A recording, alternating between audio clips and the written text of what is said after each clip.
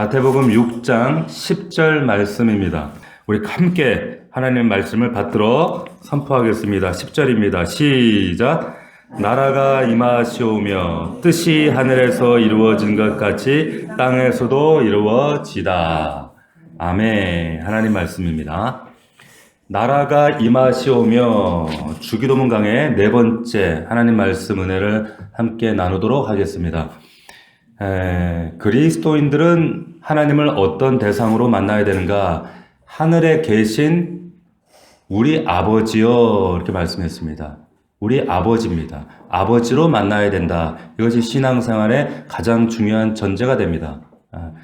하나님을 우리 아버지, 그 아버지 앞에 우리라는 사실을 내 속에서 통합하고 이것을 내 안에 붙들 때 비로소 내가 미워하던 사람, 서운했던 사람, 감당하기 어려운 사람도 그 사람마저도 내가 품을 수 있는 그 감정까지도 상쇄할 수 있는 거기까지 우리가 나아갈 수 있게 되어진다.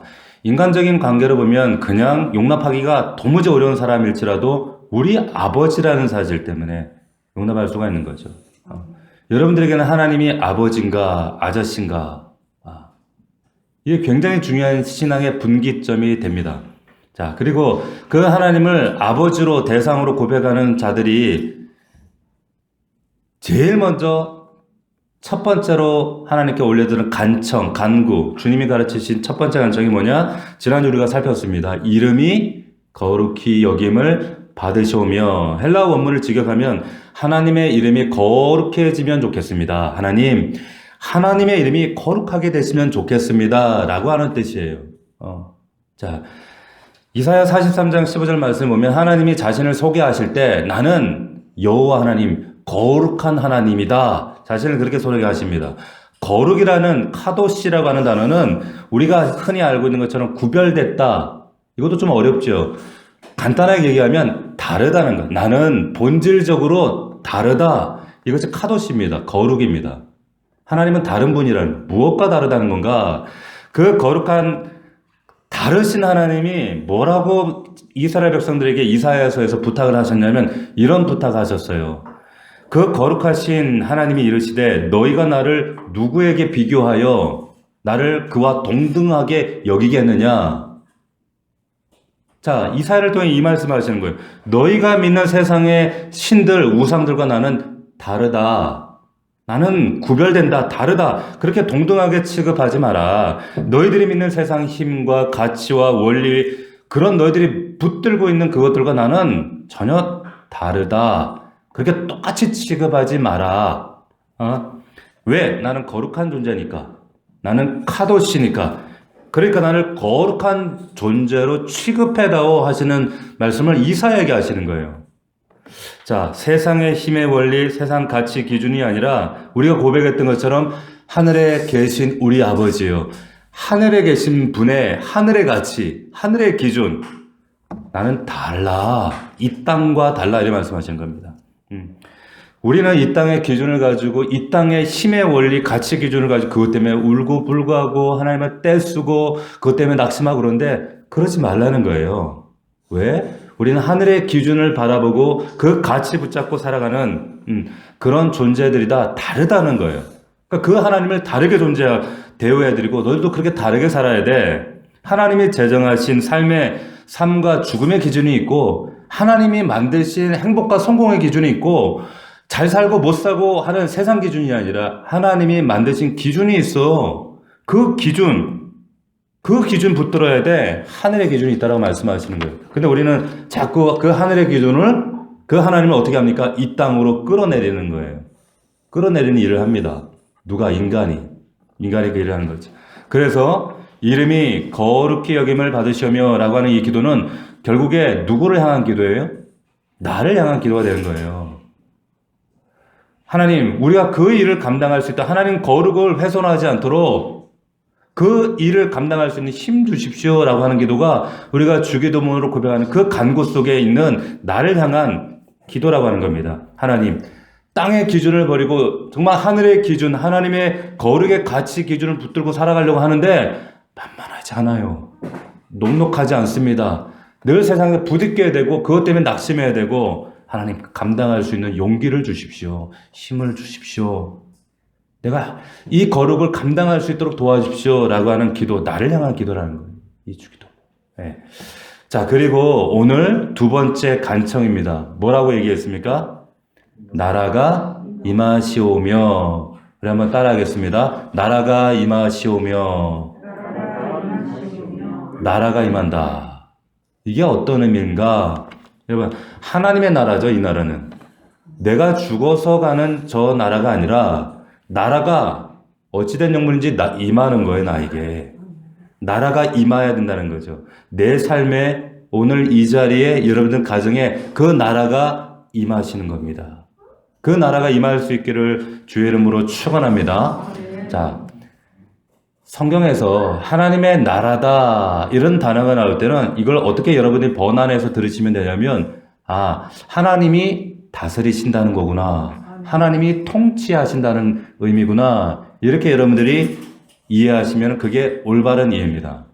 그러니까 이 말씀도 이 나라가 임하소서, 하나님이 나를 통치해 주십시오, 나를 다스려 주십시오, 이것을 주기도문의 두 번째 간청으로 드리고 있는 거예요. 내 가정과 내 일터와 내 마음에 하나님의 나라가 임하길 원합니다. 제가 그 주보에 이제 매달마다 이제 추천하는 책들을 이렇게 소개를 하죠. 그래서 이번 달 이제 다가오는 6월 달에 여러분들에게 어떤 책을 소개할까 이렇게 고민하다가 제가 우연히 발견하게 된 책이 이런 제목의 책입니다. 월요일의 그리스도인이라고 하는 책이에요. 월요일의 그리스도인. 자, 안 읽어도 내용이 확 와닿는, 어떤 내용인지 알 것만 같은 그런 제목의 책이죠. 월요일의 그리스도인. 최영수 목사님이라고 하는 분이 쓰신 책인데, 이 책의 대략이 이런 겁니다. 그리스도인들이 오늘 우리가 주일을 보내요. 내일 이제 월요일에 일터로 갑니다. 근데 괴리가 너무 큰 거예요. 교회 문화와 세상의 문화, 뒤바뀌는 문화, 뒤바뀌는 가치관, 이것 때문에 여러분들이 현장 가면 너무 갈등하고 힘들어요. 돈에 대한 생각이 교회와 일터가 다릅니다. 삶에 대한 가치가 다릅니다. 너무 괴리가 되어서 세속적인 일터의 가치관, 거기 만나는 사람들과 부대끼고 관계가 꼬이고 그것 때문에 힘들어하고 어제 들었던 말씀 그것 때문에 다 상쇄되어지고 그 월요일 가운데 살아가야 될 그리스도인들. 근데 하나님은 그 현장에서 하나님 나라를 확장해 나가라고 말씀하시거든요. 어려운 거예요. 우리 학생들에게도 학교 가면 그 내리누르는 그 학업과 수행평가와 그리고 내신 관리와 수능 이런 얼마나 큰 압박들이 있습니까? 자, 이 월요일에 그리스도인이 이제 그런 그 현장에서의 괴리들을 얘기하고 있는데 이게 어떻게 보면 우리 믿는 자들의 모든 고민이잖아요. 현장의 고민인 거죠. 그런데 여러분들이 과연 그 상황 속에서 얼마나 그 치열한 현장 가운데서 하나님 나라를 여러분들이 생각하고 그 현장에 들어가서 하나님 나라를 세우려고 얼마나 애를 쓰고 있는가, 애쓰고 있는가. 자, 이 질문에 대해서 헬무트 틸리케라고 하는 목사님이 계셔요. 아주 유명한 목사님인데 이 목사님이 돌아가신 분이에요. 근데 이분이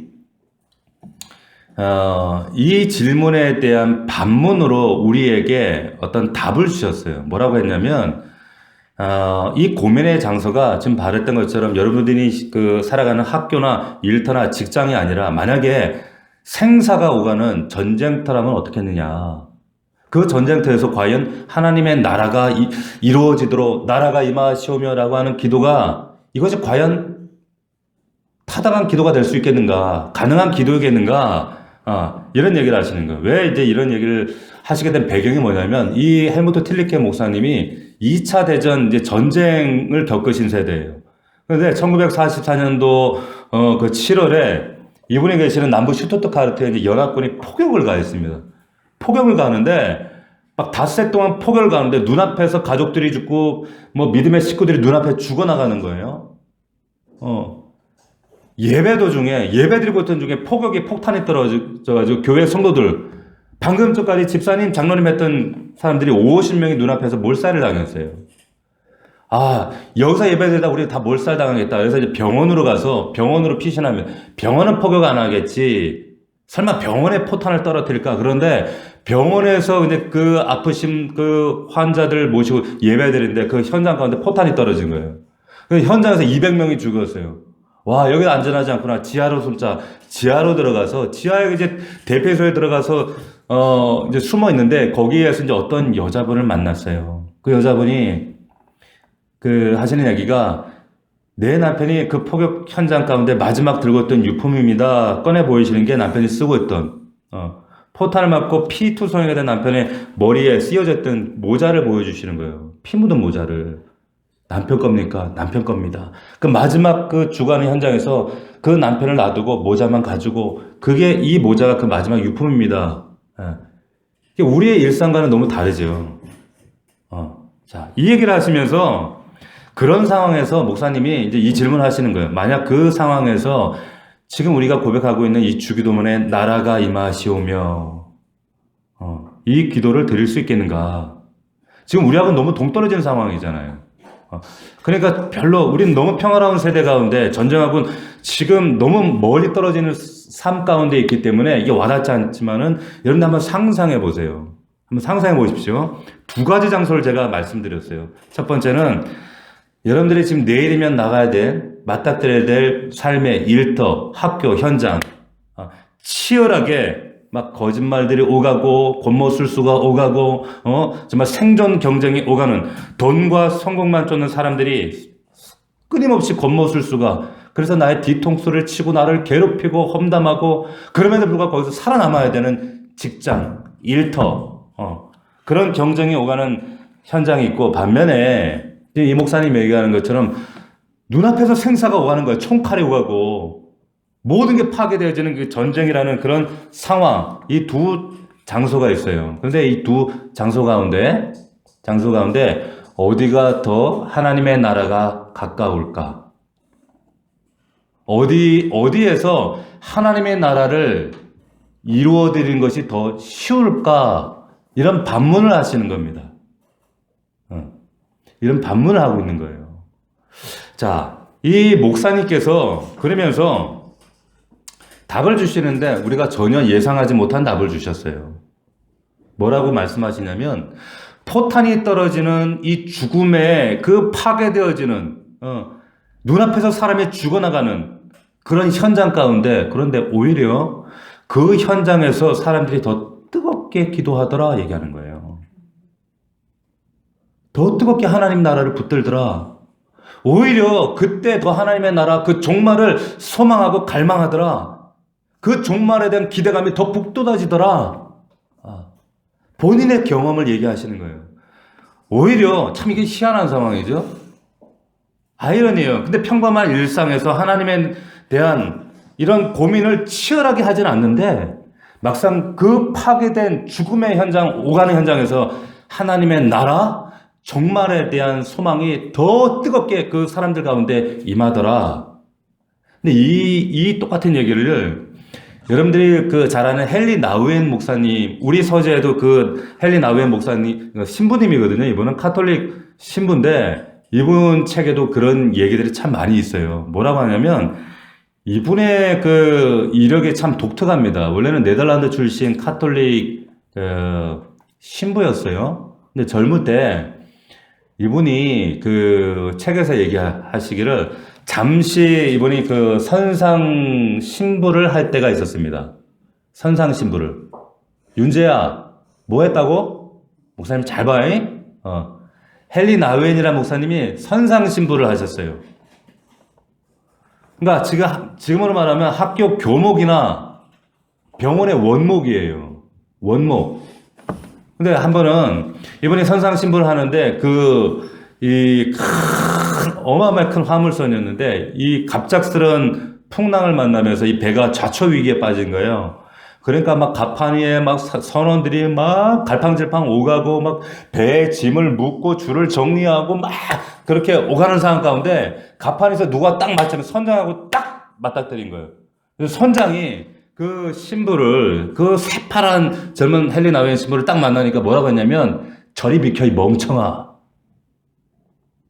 저리 비켜, 이 멍청아. 이러더라는 거예요. 근데 이 헨리 나우엔 신부가 막 이제 신부가 돼가지고 그게 너무 충격이 된 거예요. 근데 더 충격적인 것은 뭐냐면, 더 충격적인 사실은 이 배가 진짜 이제 곧 파손 위기, 곧 이제 가라앉게 된 이 풍랑이 더 심해져서 이제 그런 완전한 자초 위기가 딱 되었는데 그 직전에 갔을 때 갑자기 선원들이 막 헨리 나우엔 이 신부를 찾더라는 거예요. 그리고는 신부님 지금 선장님이 찾습니다. 그래서 선장님 앞에 딱 갔어요. 딱 갔더니 이 신부가 방금 전까지 멍충아 라고 했던 신부가 정중하게 경건하게 신부님, 우리 배가 곧 가라앉게 될 것 같습니다. 배를 버려야 할 것 같습니다. 우리를 위해 기도해 주십시오. 우리의 영혼을 위해 기도해 주십시오. 그러니까 속된 말로, 요즘 말로 이 헨리 나우엔 신부가 멘붕이 온 거예요. 이게 뭐지? 잘 들으세요. 근데 이게 우리의 모습이에요. 그래서 이 헨리 나우엔 신부가 나중에 이 상황을 나중에 뭐라고 이 책에서 기록했냐면 고통스러운 아이러니다 이렇게 얘기를 하는 거예요. 고통스러운 아이러니. 이분이 나중에 하버드 예일대에서 영성신학을 학생들에게 가르치고 이분이 정말 많은 책들을 썼거든요. 그 책에 이 그때의 상황을 고민을 담아서 뭐라고 얘기하냐면 이렇게 얘기를 하는 거예요. 사람들의 상식은 작은 일에서는 하나님을 의지하다가 매우 큰 일을 만나면 하나님을 외면한다고 생각하는 것이 상식인데 사실은 그렇지 않다라고 얘기하는 거예요. 정작 사람들은 큰 일 만나면 하나님 붙잡는데 의지하는데 작은 일상에서는 작은 삶, 평범한 내 일상 가운데서는 하나님을 무시한다. 이렇게 얘기를 하시는 겁니다. 여러분 동의하십니까? 저는 100% 동의합니다. 코로나 상황만 봐도 그래요. 코로나가 딱 닥쳤을 때 교회들이 두려워했습니다. 하나님의 사인이다. 그리고 오히려 예배 숫자가 늘어났어요. 근데 이것이 장기화되니까 어떻게 됩니까? 그 편안을 내 삶의 편리로 바꿔버리는 거예요. 보세요. 생사가 오가는 자리에서 종말에 대해서 소망하고 정말로 포탄이 떨어진 그 자리에서는 하나님 나라에 대해서 그 나라가 임하기를 소망하고 갈망하다가 일상, 직장생활, 일터, 가정생활, 학교생활, 일터에서 거기에서는 하나님의 나라, 통치, 다스림 이런 것들은 아무런 관심이 없는 것이 우리 믿음의 주소라는 거예요. 현 주소라고 하는 거죠. 제가 왜 이런 말씀을 드리느냐? 여기서 우리가 굉장히 중요한 사실 하나 깨달을 수가 있습니다. 그게 뭐냐면 하나님의 나라가 임하시옵소서 그 나라가 임한다라고 하는 것은 그 통치가 우리의 삶 속에 임한다라고 하는 것은 이것은 뭡니까? 우리 실천과 의지의 문제라고 하는 거예요. 여러분 잘 생각해 보세요. 하나님 나라가 만약에 그 나라가 임한다는 것이 그 하나님의 통치가 우리의 삶 속에 이루어진다라는 사실을 우리가 믿는다면 인정한다면 그 나라가 우리의 삶 속에 이루어지는 것은 우리의 실천적 결단에 달려있는 문제입니다. 의지에 달려있는 문제라고 하는 거예요. 하나님의 나라가 시기 언제 오느냐, 어디에 임하느냐, 그 문제가 아니라 이것은 사람의 여러분들의 마음의 문제라는 거예요. 자, 성경도 이것을 분명히 우리에게 말씀하죠. 예수님께서 마태복음 12장 28절 말씀에 보면 귀신 들려서 눈 멀고 말 못하는 아이를 사람들이 데리고 왔어요. 예수님 고쳐주십시오. 예수님 고쳐줘버려요. 한 방에 고쳐버리셔요. 그리고 사람들이 깜짝 놀라니까 예수님 뭐라고 하시냐면 이렇게 말씀하셨어요. 내가 하나님의 성령을 힘입어 귀신을 쫓아내는 것이면 하나님의 나라가 이미 너희에게 어떻게 했다? 너희에게 임했다라는 거예요. 너희에게 이미 임했다. 무슨 말입니까? 과거형이에요. 이미 임했어요. 임했다니까요? 근데 우리는 이 기도 한단 말이에요. 나라가 임하시옵소서. 임했단 말이에요. 분명히 과거형으로 말씀하셔요. 누가복음 17장 말씀에도 보면 20절에 이런 말씀이 있습니다. 여러분들이 정말 마음에 정말 깊이 신비에 좀 기억하셨으면 좋겠어요. 바리새인들이 하나님의 나라가 어느 때 임합니까? 묻거늘 예수께서 대답하여 이르시되 하나님의 나라는 볼 수 있게 임하는 것이 아니요 또 여기 있다 저기 있다고도 못하리니 하나님의 나라는 어디에 있다? 너희 안에 있다. 여러분 안에 있다는 거예요. 너희 안에. 중요한 말씀입니다. 하나님의 나라는 그 시기가 언제냐, 이때냐, 저때냐, 여기 오냐, 저기 오냐, 뭐 신천지처럼 과천이냐, 이게 아니라 하나님의 나라는 이미 너희 안에 있다. 무슨 말이냐? 너희들 마음에 달린 문제라고 말씀하시는 거예요. 너희들의 실천적 의지, 결단에 따라서 하나님의 나라가 임하느냐, 아직도 오고 있느냐, 이 차이가 갈라진다는 거예요. 보십시오. 하나님의 나라, 우리말로 하면 여러분 마음먹기 달려있는 거예요. 마음먹기 달려있습니다. 왜? 이미 우리 마음 안에 있고 과거에 이미 임했으니까. 아멘이십니까? 아멘이세요? 그런데 하나님 나라가 임했다면, 그 하나님의 통치가 이루어졌다면 내 삶에 하나님의 나라의 그 평강과 기쁨과 자유함이 있어야 되는데 왜 우리 삶은 이렇게 빡빡하고 퍽퍽하고 메마르고 건조하고 왜 기쁨이 없을까? 왜 고단할까? 여러분 이런 질문을 당연히 하셔야 되는 거 아니겠어요?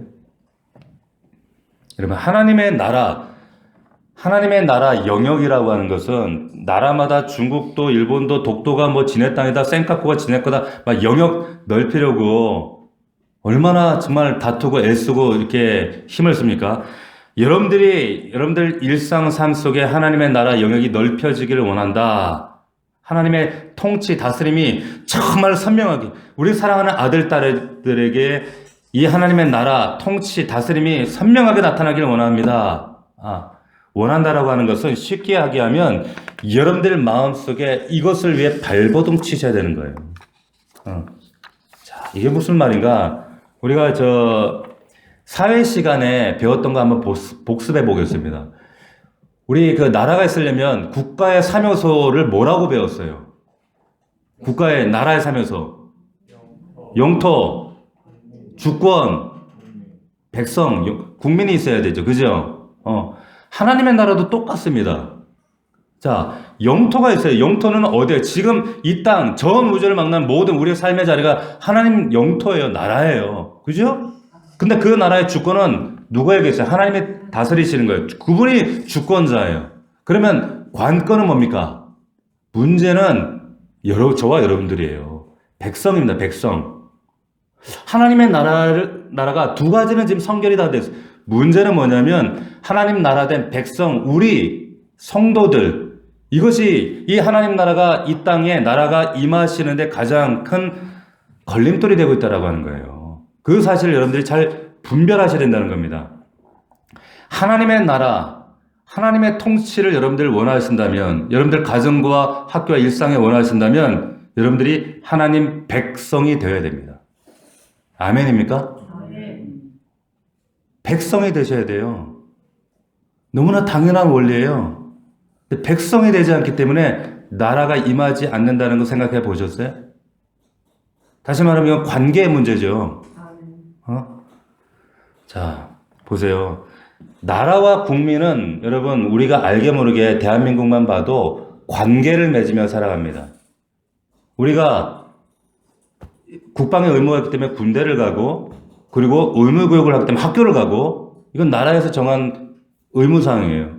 그리고 나라의 책임을 져. 우리가 일상에서 핸드폰을 쓰고 지하철 타고 버스 타고 음식을 사고 할 때 거기에 모든 게 우리가 세금이 다 지불되고 있는 거 아시죠? 세금이 다 매겨지잖아요. 그럼 국가가 나에게 요구하는 의무사항이고 또 국가는 우리가 예를 들어서 뭐 심심찮게 TV에 나오는 것들 보면 우리나라 국민이 외국에 코로나 때문에 묶여있는데 왜 외교부가 나가서 비행기를 안 보내느냐 그들을 위해서 뭔가 조치를 안 하느냐 여행 나가다가 유럽에서 상해를 입었는데 이 나라가 뭐 하고 있느냐 막 하죠. 왜 그래요? 국가가 책임이 있는 거예요. 나라와 보면 이런 관계가 있습니다. 모든 우리 일상 삶 속에 아주 작은 일상 하나하나까지 다 관계로 맺어져 있어요. 하나님 나라도 마찬가지입니다. 하나님 나라와 여러분들도 관계도 일상 가운데 아주 세밀한 부분까지 다 연결되어 있어요. 다 묶여 있어요. 내가 하나님의 나라가 임하시오며 그 나라의 통치와 다스림을 내가 이루려고 한다면 여러분, 내가 하나님 백성으로 크고 작든 간에 여러분들의 일상과 가정과 일터에서 우리가 친구를 통하고 지하철 타고 버스 타고 그 안에 세금 내고 또 그런 나라의 그런 일상처럼 그런 모든 국가와 국민 간의 관계가 있는 것처럼 크고 작은 모든 문제 안에서 여러분들이 하나님과 나 사이에 하나님의 식과 법을 인정하고 그것을 순종하고 따라가야 될 그 백성된 자리에 있어야 된다는 거예요. 자, 하나님 나라가 임한다라고 하는 것은 결론적으로 말씀드립니다. 두 가지가 돼야 돼. 두 가지. 뭐냐? 이게 오늘 본문의 결론입니다. 말씀에. 첫 번째, 여러분들 일상생활 속에서 하나님의 통치가 이루어져야 됩니다.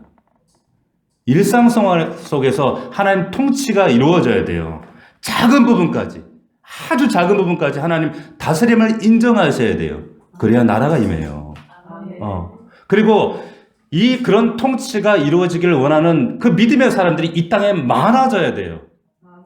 많아지는 것을 하나님 나라가 확장된다고 얘기하는 거예요. 작은 문제까지 하나님의 법과 식이 나를 다스리고 하나님의 질서가 내 생각과 내 삶을 내 아들, 딸들을 다스리고 내 일터에 내 경험과 내 지식으로 이 직장생활을 영위해 나가는 것이 아니라 하나님의 질서와 식으로 인정해 드리는 것. 이것이 나라가 임하시오며 라고 하는 이 소망의 기도에 대한 우리의 책임이라고 하는 것이죠. 이게 전제가 되지 않으면 여러분 하나님은 정말 아저씨 되시기가 쉬워요. 하늘에 계신 우리 아버지가 아니라 하늘에 계신 우리 아저씨. 요즘에 이게 좀 아쉬운데 이것 좀 해주시죠. 하나님하고 거래하기 시작합니다. 여러분 1940년도에 2차 대전 공습할 때 프랑스가 넘어가고 유럽이 막 넘어가고 영국을 나치가 막 곧 포격을 가한다는 위기가 있을 때 처칠이 정말 위대한 선언을 했어요. 야, 이게 기독국가니까 가능하겠지만 오늘 정오에 이 땅에 있는 모든 교회들이 종을 칩니다. 온 국민은 이 나라의 안위를 위해서 기도해 주십시오. 기독교 국가니까. 기독교 수상이기 때문에 얼마나 가능한 많은 사람들이 와 역시 처칠이다 박수 쳤거든요. 근데 이거는 쉬워요. 그렇게 하기 쉽다니까요. 1970년대 아폴로 13호가 발사가 됐어요. 근데 이게 고장 나가지고 승무원 3명이 갔다가 이제 돌아올 길이 막막해지는 상황이 돼버린 거예요. 그때 닉슨 대통령이 TV 방송 나와서 국민 여러분, 이 사람들 반드시 돌아와야 됩니다. 살려야 됩니다. 우리 함께 기도합시다. 온 국민이, 미국 국민이 기도했어요. 와, 역시 기독교 국가답다. 미국 대통령 멋있다. 닉슨 박수 치고 사람들이 막 환호성을 질렀어요. 그런데 여러분, 그거 쉬워요. 쉽습니다. 여러분, 남의 얘기가 아니라 우리 얘기라고 쳐봅시다. 여러분들이 지금 이제 코로나가 풀렸어요. 외국을 나가는데 이제, 야, 됐다. 이때다. 외국을 가는데 갑자기 비행기가 태평양 날아가고 있는데 엔진 하나가 고장이 났다는 거예요. 방송에. 우리 기내에 계신 승객 여러분, 지금 비행기가 엔진이 하나 고장나서 태평양 위에 떨어지고 있습니다. 추락할 위기에 있습니다. 아마도 비상 착륙을 해야 될 것 같습니다. 우리 어쩌면 추락하기 때문에 절체절명입니다. 이런 방송이 막 나와요. 그러면 여러분 어떡할 거예요? 그 순간에 주여 찾지 않겠어요? 생전 기도 안 하던 사람도 그때는 하나님 찾는다고요. 정말 위급하면 조교사 스님도 하나님 찾는다 그러더라고요. 정말 그런 위기. 근데 그때는 다 찾죠. 당연하니까. 인지상정이죠. 그런데 여러분들에게 제가 질문해 볼게요. 여러분들이 어디를 가다가 갑작스럽게 예고치 않은 접촉사고가 났어요. 자동차 접촉사고가 딱 났어요. 근데 그 순간에 여러분들은 뭘 찾으세요? 뭘 찾습니까? 보험사를 찾죠. 하나님 안 찾아요. 내가 아는 상식과 경험에서 보험사 찾고, 보험사 직원 빨려놓는다고 승질내고, 그것 때문에 또 와이프하고 싸우고. 그런단 말이에요. 여러분들이 어디 시내를 서울 나가다가 지하철을 타야 되는데, 반대편에 저쪽에서 타야 되는데 반대편에서 탔네? 그 순간에 여러분 가끔 우리 그럴 때 있잖아요. 엉뚱한 차를 탔을 때. 그럴 때 여러분들 하나님 찾으십니까? 하나님 찾으세요? 내가 늘 만나는 이 사람과 내가 감정적으로 부대끼었어요. 불편해요. 말다툼을 했어요. 근데 그 해결을 위해서 여러분 그 하나님의 그 현장 가운데 하나님의 통치를 인정하고 받아들이고 하나님께 그 자리에서 하나님의 다스림을 인정하십니까? 안 그래요. 그러니까 틸리케 목사님이나 나우에 목사님 그 얘기 하시는 거예요. 나라가 임하시오며 라고 하는 부분들은 여러분 우리 일상에서 하나님의 통치를 인정해 드려야 된다 이 얘기 하시는 거예요. 국가적 위기 상황, 내 삶의 절체절명의 위기 순간에는 하나님 나라 찾는 거 쉽습니다. 다 찾습니다. 누구나 찾습니다.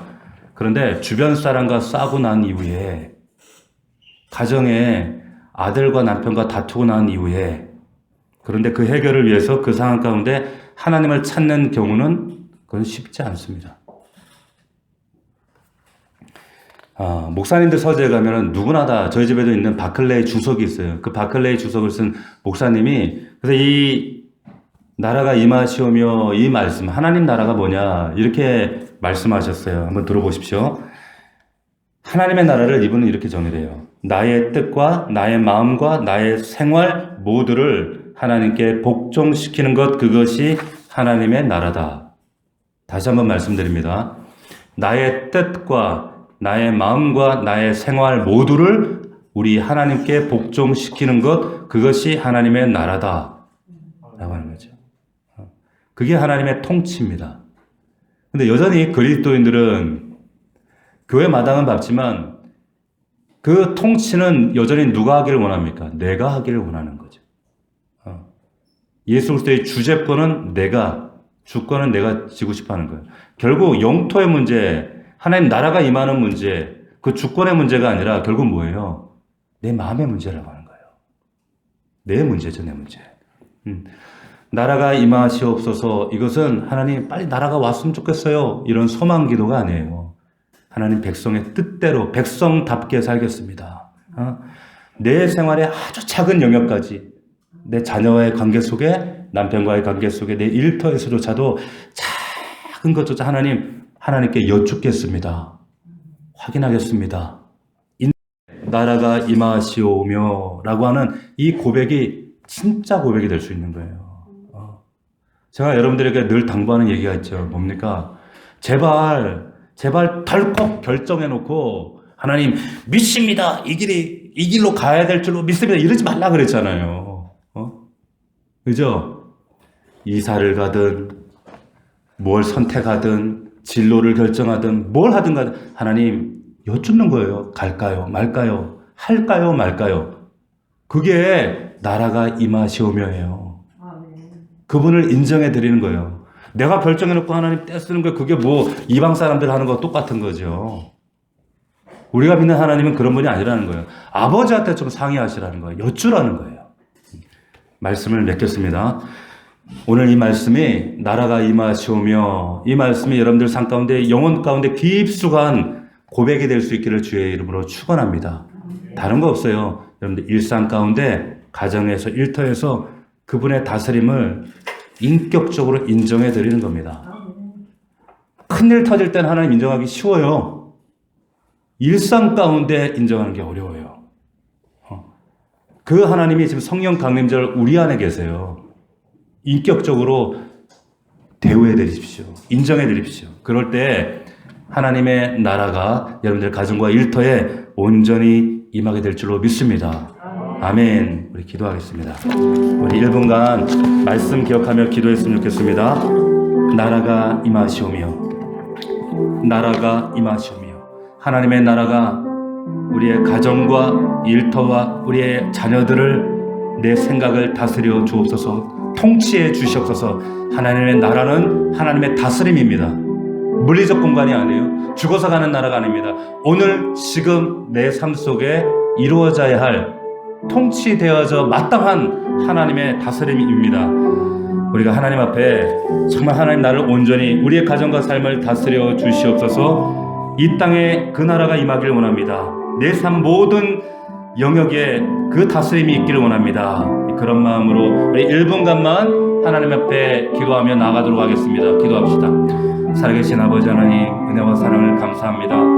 아버지 하나님, 하늘에 계신 우리 아버지요, 이름이 거룩히 여김을 받으시오며 나라가 임하시오며 뜻이 하늘에서 이루어진 것 같이 땅에서도 이루어지다.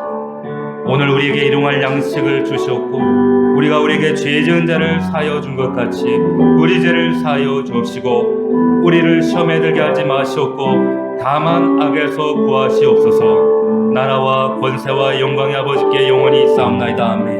아버지 하나님, 아멘. 전과 이유가 우리의 삶이 달라져야 합니다.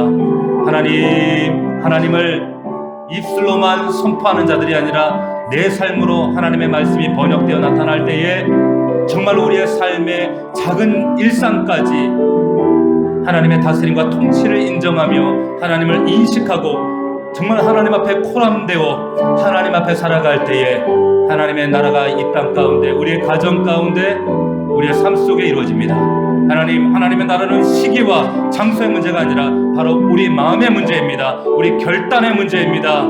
아버지, 다시 한번 이 말씀을 붙들고 우리의 사랑하는 가정과 아들, 딸들, 우리의 일터 삶이 하나님의 나라가 임하시기를 원합니다. 주님이 통치하시기를 원합니다. 월요일부터 내일부터 살아가야 될 우리 사랑하는 성도들의 하나님, 월요일부터 토요일까지 주일까지의 모든 삶이 하나님의 나라가 다스리시는 그런 통치하시는 삶의 영역들이 될 수 있도록 인도하여 주시옵소서. 아버지 하나님, 함께하여 주시옵소서. 역사하여 주시옵소서.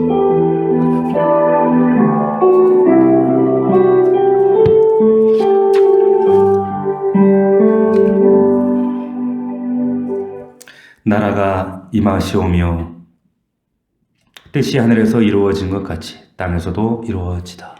아버지, 그 나라, 하나님의 통치하심과 다스리심이 우리 사랑하는 이 자리의 모든 성도들의 가정과 일터와 정말 우리 자녀들 삶 속에 온전한 다스림으로 나타나기를 원합니다. 하나님은 주권자로 다스리기를 원하시지만 여전히 그것을 방해하는 것이 바로 하나님 백성된 우리의 연약한 모습입니다. 하나님, 그 하나님의 나라가 온전히 임하시기 위해서 백성된 우리가 결단하게 하시고 그 마음을 온전히 주님께 열어드릴 수 있도록 도와주시고 정말 그 나라를 우리의 일상 가운데 이루어드리기 위해 작은 삶의 순간순간마다 하나님을 인정하고 고백하며 하나님께 여쭙는 우리 사랑하는 성도들 될 수 있도록 인도하여 주옵소서. 감사드렸고 예수 그리스도의 이름으로 기도 올리옵나이다. 아멘.